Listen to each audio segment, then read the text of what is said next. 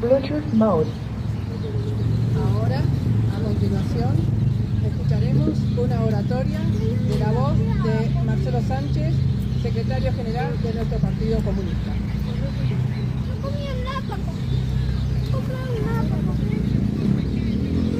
Muy cerquita.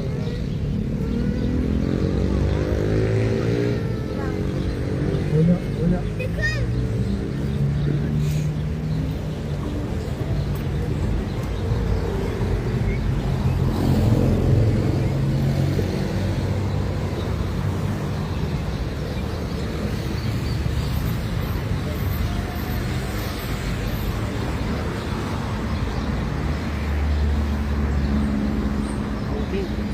A 22 años del nuevo Partido Comunista, ante el 54 aniversario de los mártires de la 20, por los derechos del pueblo trabajador a una vida digna, sueña, ama, lucha y transforma. Salud, compañeros, camaradas. Hemos venido una vez más, como hace ya 22 años, al pie de la placa de nuestros mártires, a reafirmar nuestro compromiso inclaudicable con la causa de la democracia, del socialismo o comunismo, que es la causa de la clase obrera en su lucha por la liberación nacional y social, y la construcción de una sociedad más justa, más humana y fraterna, libre de la explotación del hombre por el hombre, de un pueblo por otro. Hace 22 años, como Juventud Comunista, fundábamos el nuevo Partido Comunista para darnos una herramienta de unidad y practicar una orientación justa, revolucionaria, antiimperialista y antioligárquica. Se trataban las nuevas condiciones que nos tocaba actuar, de ser nosotros mismos, de darle continuidad histórica a la línea arimendista, de alimentarla de la nueva práctica política y de contribuir a la lucha general de los trabajadores y el pueblo, río principal del que somos parte. No poco hemos hecho, sobre todo hemos sido leales a nuestros pensamientos, a nuestras ideas, y hemos sido leales con los trabajadores y el pueblo, con sus sueños, luchas e intereses. A pesar de las duras condiciones en que nos tocó y toca actuar por nuestro conocido estado de proscripción política, que nos impide los accesos a los medios legales de expresión que otros sí tienen y ostentan. Hemos tratado de mantener coherencia y consecuencia política, críticos, profundamente críticos, pero unitarios, también profundamente unitarios. Así nos paramos estos 22 años. Veníamos del llano de las luchas obreras y estudiantiles de los 90 contra el neoliberalismo duro y vivimos desde el llano las acciones que se desplegaron por primera vez en la historia del gobierno popular que duró 15 años. Y también vivimos desde el llano las condiciones de la derrota y sus consecuencias. Incluso después de pagar un precio duro frente a la persecución política de que fuimos objeto como organización. En todas las circunstancias pensábamos en nuestra historia, de dónde veníamos, quiénes éramos, hacia dónde íbamos. Nuestra historia como juventud, como partido, como clase, que era la historia de los mártires de la 20. Por todo eso, decidimos cimentar la fecha de fundación del nuevo Partido Comunista un 17 de abril, fecha que recuerda el día que el fascismo osó comenzar a intentar borrar los rastros de existencia de los comunistas y su partido en este país. Ese mismo día, cada año, nos encontraríamos como compromiso ineludible que nuestra forma de pensar, cultura y práctica política continuarían latiendo en el obrero consciente y en la juventud insurgente. La sangre que florece, como lo llamaría Arismendi. La historia se asemeja a un camino en espiral, donde la humanidad parece repetir etapas ya pasadas, pero en ese recorrido hay algo nuevo: la conciencia, la objetivización material de la lucha, el resumen de la misma. Un nuevo Hitler está presente en el mundo, sembrando caos, división, racismo, discriminación y guerra de rapiña. Es un intento desesperado del imperialismo por hacer retroceder la rueda de la historia. La invasión de Venezuela bolivariana y el secuestro del presidente Nicolás Maduro y su compañera Cilia Flores marcan un punto de inflexión importante en la situación internacional. Un elemento de reacción y de cambio negativo que amenaza al mundo. No fue ni es solo una sombra sobre Venezuela, lo es sobre toda América Latina, presente hoy en la agudización del criminal bloqueo y la amenaza de guerra contra Cuba socialista. Son las extorsiones y ultimátum contra nuestros pueblos en un intento de reeditar un neocoloniaje y profundizar la relación de dependencia imperialista. Las Américas para los americanos del norte. La guerra de rapiña y genocidio sobre Palestina e Irán, con la complicidad de la oligarquía financiera y sionista israelí, muestran al mundo como un pueblo martirizado es capaz de volverse su torturador negado. Parece que no se llegará al mejor destino de la humanidad sin recorrer los peores caminos, o al menos reconociéndolos. El de hoy, es el mismo imperialismo que promovió aquí en Uruguay el ajuste económico y social, que llevó a la deriva autoritaria del Pachecato primero y de la dictadura cívico-militar y fascista después. Es el mismo que preparó el ambiente y a los mandos civiles y militares, con la complicidad de la oligarquía local, que llevó a la declaración del estado de guerra interno del 15 de abril y a la provocación política que significó la masacre de la 20, es decir, la ejecución de 8 obreros comunistas desarmados que en actitud pacífica custodiaban un local, expresión y símbolo de la democracia partidista, republicana y avanzada, en tanto comunista y frente amplista.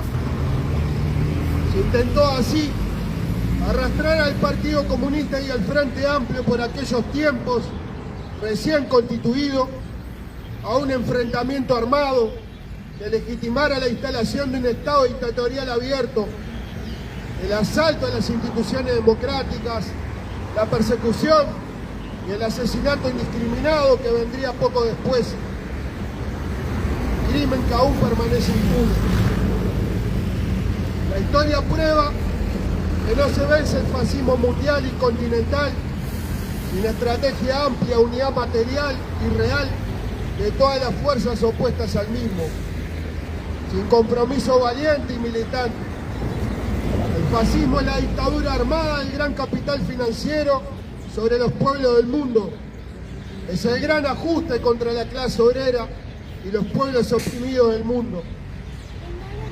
Honrar hoy a los mártires de la 20 y con ellos a todos los mártires de la clase obrera y el pueblo uruguayo es recoger las banderas de la lucha por la paz contra el fascismo y la guerra imperialista, contra el asedio y el genocidio contra nuestros pueblos hermanos.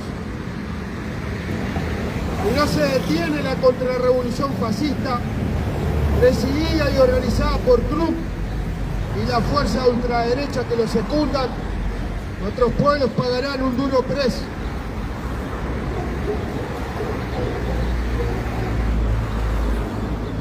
El imperialismo y el fascismo son la guerra de rapiña.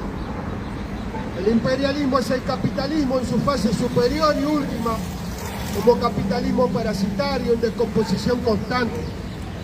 Los problemas de la profundización de la desigualdad, agravados por la pandemia, las leyes y contradicciones intrínsecas inexorables del mismo, de concentración y centralización de la producción y la riqueza, la propiedad privada sobre los recursos y la técnica, mientras enfrentamos el gran paro y la precarización laboral y salarial, la pobreza y la miseria que esto genera, demuestra su ocaso histórico como sistema.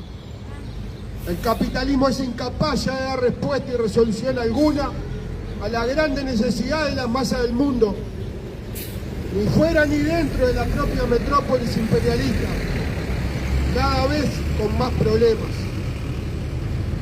Los trabajadores y los pueblos seguiremos bregando por un nuevo y mejor sistema basado en la cooperación, la complementación económico-productiva y comercial y la sana y justa integración cultural, promoviendo en lugar de la disputa, la guerra de rapiña y la explotación, la paz, la solidaridad y el justo intercambio de recursos y conocimientos. Otro mundo es posible. Para lograrlo hay que redoblar la lucha y profundizar la unidad de trabajadores y pueblos. Nos definimos marxistas-leninistas como nuestros mártires obreros. No se trata de proclamar, adherir a los principios obreros o a la ideología del proletariado por pose pseudo-intelectual para practicar la demagogia, el oportunismo político de viejo cuño burgués. Es decir, no para borrar con el codo lo que se escribe con la mano.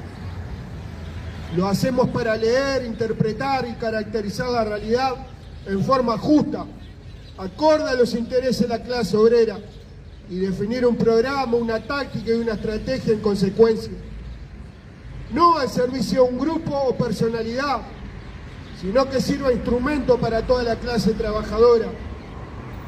Lenin, al igual que Marx y Engels, reclamaban el examen ante las masas de los problemas, para que se aprendiera de ellos y se los superara. Son conocidos sus escritos y debates. Este momento histórico emula la hora de los hornos de otros periodos. Pone a prueba todas las definiciones y conquistas organizadas del campo popular en toda América y el mundo. El 3 de enero marca en el calendario un gran retroceso por todo lo que representa para toda América Latina.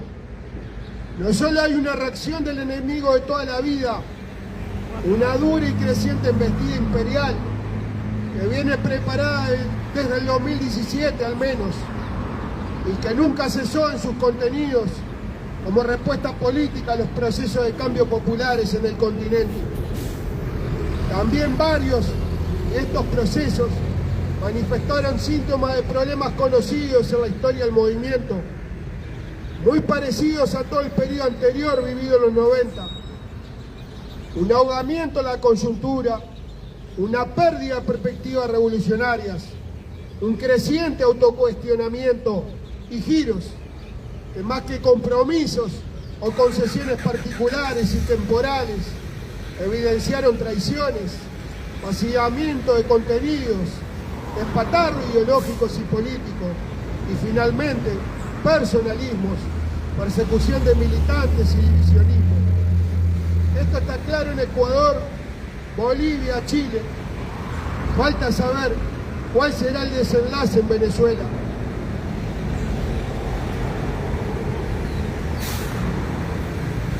Se tiende a profundizar el debate entre quienes postulan reformas parciales y que en esencia todo quede como está, y quienes, sin abandonar el punto de vista revolucionario, aceptamos la reforma o la lucha por la mejora, subordinada siempre a una lucha por la liberación nacional y social. Se convoca el ayornamiento sin lucha para el logro de sus planes en esta embestida. El El imperio necesita aplastar a Cuba, ejemplo de rebeldía, defensa soberana de la patria y del socialismo. Cuba representa la materialización de la revolución latinoamericana, el eslabón roto de la cadena. No solo está en disputa el Mare Nostrum del imperio, sus áreas estratégicas de influencia y de dominio. Está en disputa la concepción de un mundo libre, con países y naciones soberanas. Está en disputa el derecho de los pueblos y los trabajadores a darse el sistema político y social que mejor entiendan. Cuba hoy representa los derechos de la humanidad de los trabajadores. Honrar nuestros mártires es redoblar la solidaridad con ella. Exigimos a nuestro gobierno ser solidario con Cuba, reclamar la paz, condenar la guerra y el bloqueo que hace más de 60 años se ejerce contra ella y que se ha profundizado en el último periodo. Devolver a Cuba mucho de lo que ella nos ha dado. Nuestra realidad no escapa de la lucha que se libra en todo el continente. El pasado gobierno, presidido por Lacalle Pou, no solo fue uno de los más corruptos en la historia, vino a continuar la labor de todos los gobiernos anteriores al 2005, a desarrollar y profundizar el modelo económico y social del Uruguay como plaza financiera y de servicios. Un modelo de país que comenzó a instalar la dictadura cívico-militar y fascista y que se continúa hasta hoy sin grandes cambios, salvo algunas tímidas reformas políticas y económicas iniciadas en el primer periodo de gobierno del Frente Amplio y que no pudieron llegar a desarrollarse ni profundizarse. El gobierno de Lacalle profundizó el modelo y con él la desigualdad que conlleva un sistema basado en la expropiación, el rentismo parasitario y concentrador en favor del gran capital financiero y de los grandes monopolios transnacionales. Un modelo que solo sirve a los grandes ricos. La lucha de los trabajadores y el pueblo, aunque pretendió ser mediatizada, tal como se observó frente a la discusión de la LUC y luego de la seguridad social, fue firme, ascendente y constante. Aún con pandemia mediante, los trabajadores y el pueblo promovieron el debate y la toma de iniciativa que posibilitó trazar una perspectiva de salida a una nueva entrega histórica por parte de las viejas clases dominantes. Lucha que pudo haber sido más decidida frente al saqueo de los salarios y jubilaciones, de retroceso en las reformas y conquistas alcanzadas en periodos anteriores, pero que siempre mantuvo un horizonte estratégico de salida. Solo allí está la explicación del porqué el desplazamiento una vez más de la oligarquía del gobierno. Una oligarquía que otra vez demostró su incapacidad histórica para conducir los destinos de toda la nación.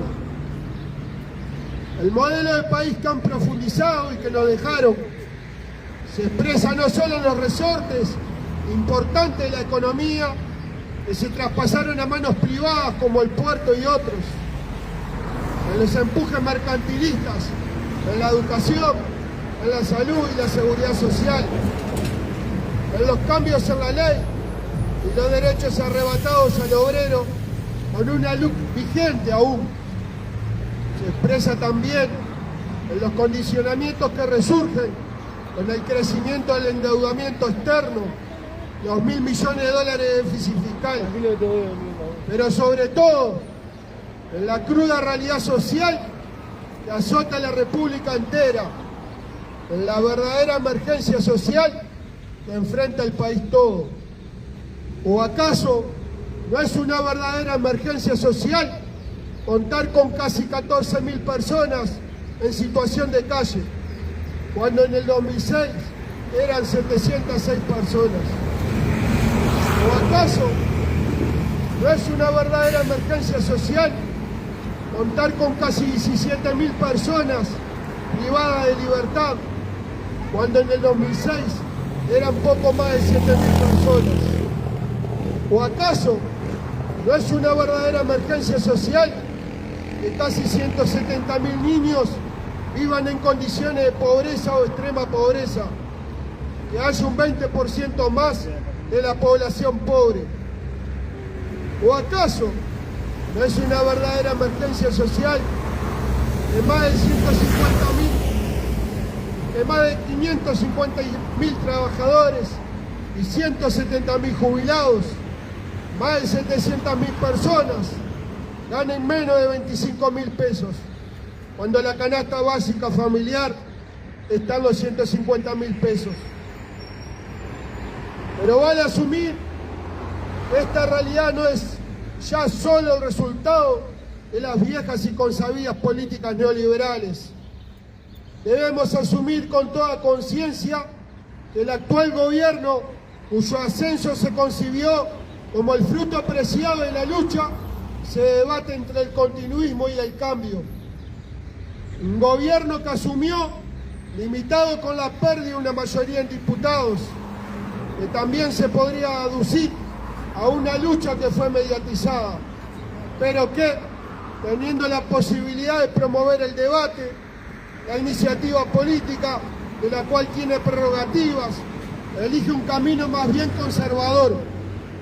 Un gobierno que elige hacer un lado el programa de la fuerza política que lo ungió e instalar ideas o iniciativas fuera del mismo, como la de abrir las empresas públicas al capital. Un gobierno que presenta un presupuesto en líneas generales bastante cerrado, dogmático, muy continuista, que podríamos caracterizar como el liberalismo con asistencia social. Con un ministro de Economía que a su regreso de Estados Unidos y al cumplirse un año de gestión, en declaraciones de prensa, se ufana de no haber gastado todo lo que estaba destinado a gastarse o a invertir, mientras los trabajadores del MIDES esperan cobrar su sueldo entero en tiempo y forma. Mientras continúan las reformas y líneas implementadas por la calle, presentes en la educación, en la salud, en la seguridad social o en las directrices económicas de las empresas públicas, como pasa con ANCAP y el Portland. Definirse antiimperialista y no ver ni criticar el regreso que supuso, de la mano de más nivel de endeudamiento, de las grandes líneas de los organismos internacionales, en las políticas locales, es un gran acto de evasión de la realidad o de simple perversión política. Debemos como pueblo, como trabajadores, elevar la mira, resistir el embate imperialista y reclamar el examen escrupuloso de todas las cuestiones, así como abrir el debate más amplio y honesto antes de hacer, defendernos y recuperar la iniciativa histórica de cambio social y político en su esencia. Basta de la elaboración política y programática en sesudos congresos de las herramientas populares. Unidad y también crítica aguda y profunda es un par dialéctico indispensable para la hora histórica en que vivimos. Resistir el abandono del programa, las tendencias al ayornamiento sin más y también a la transformación de la fuerza política que construimos entre todos, a la que le dedicamos la vida a todos, en un partido de opinión, un partido tradicional más, sin debates, sin intercambios serios, ni resúmenes serios que recojan la opinión del otro. Nuestra propia situación de proscripción como partido, nuestra propia situación de exclusión, es expresión política del doble discurso imperante en buena parte de la izquierda política. Se habla de la unidad mientras a la vez se practica el codazo político. El PCNT y el Frente Amplio, como quedó demostrado en el periodo anterior, son las herramientas de unidad social y política principales para recobrar la iniciativa transformadora. En eso creemos y en eso pondremos todas nuestras convicciones y energías, como lo creyeron todos nuestros mártires. Y la salida era con lucha y con lucha unitaria.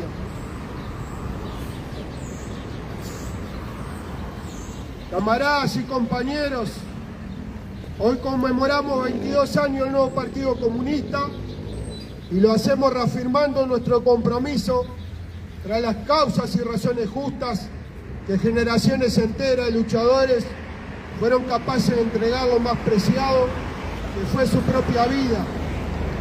Como lo diría Arismendi en 1971, en el bautizo de masas del Frente Amplio.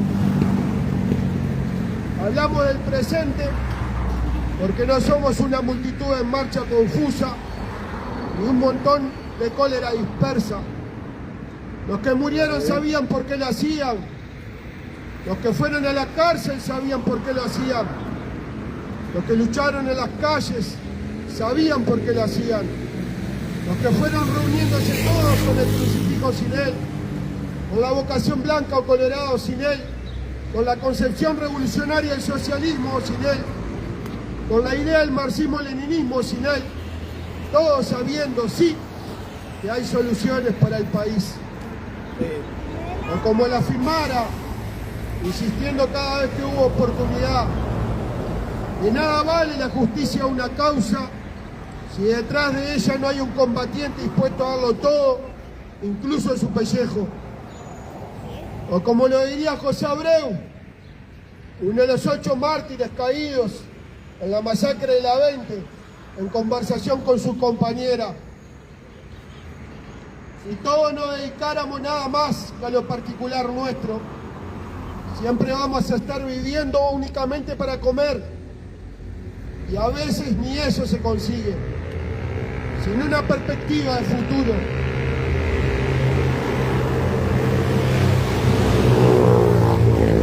No quiero que la sociedad cambie y le permita al obrero y su familia vivir de una forma más humana.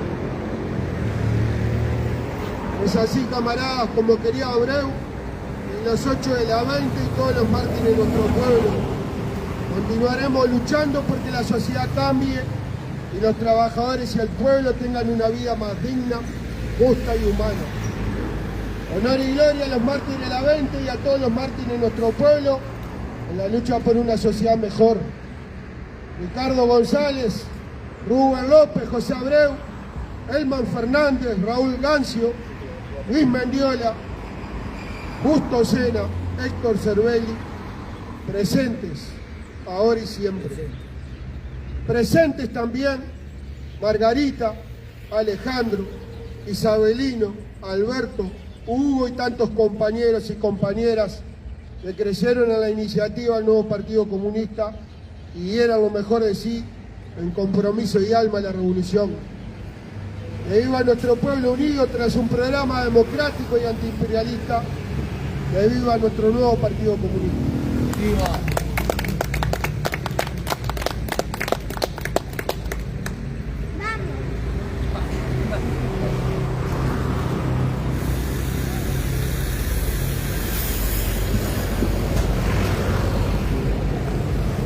Compañero, después de haber escuchado la oratoria de nuestro secretario general Marcelo Sánchez, la cual pasó por apagado eso, ¿no? sucedidos en el mundo, Subilo. vamos a la entrega de carnet a camaradas que los... Te escuchamos igual, mi santo. Sí. A ver, ahora. Ahora te escuchamos mejor. Me apagó el micrófono el compañero Sánchez. Eso es lo mío, dijo. Te escucho. Bueno, como decíamos, Tranquilo que te voy a vamos volver la entrega de voz. carnet a los camaradas que nos hacen miembros del nuevo Partido Comunista. Vamos a sacar la denuncia, tío, para... Espera a ver a mi hermano.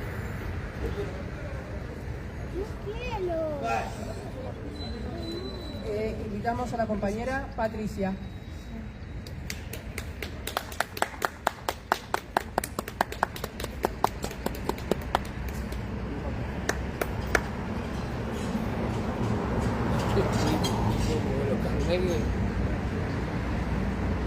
Invitamos a venir a Marcelo Sánchez.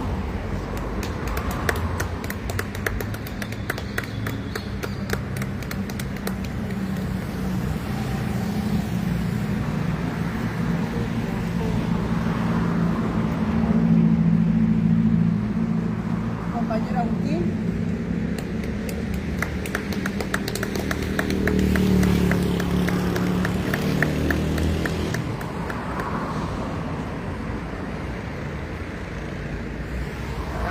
Sigo siendo 48. Sebastián.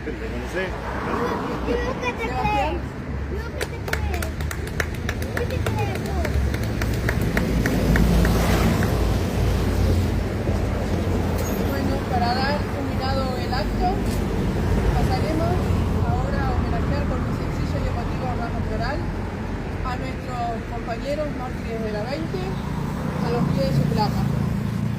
Gracias.